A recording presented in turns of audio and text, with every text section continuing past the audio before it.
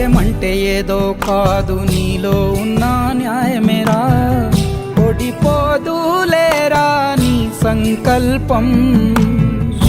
ఏ సాయం లేకున్నా నీ తోడు, ఒంటరిగా అందరికై పోరాడు.